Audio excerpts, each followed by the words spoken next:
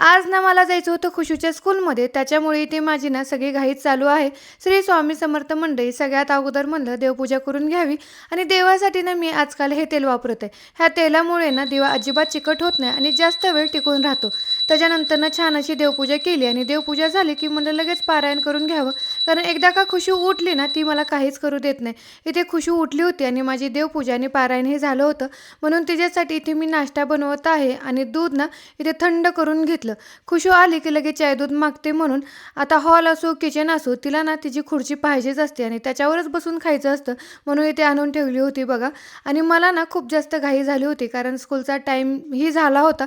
त्याच्यामुळे वाटीतच इथे मी कॉफी करून पिले कारण थंड होईल म्हणून लवकर.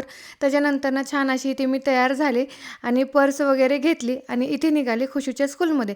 कारण आज होती पोर्टफोलिओ मीटिंग त्याच्यासाठी. आता इथे ना खुशू मला म्हणत होती की मैया ना आपल्या दोघीचा मी व्हिडिओ काढते आणि इथे मी स्कूटी चालवत असताना ती व्हिडिओ काढत होती बघा. चला इथे सेंड करते. बाय.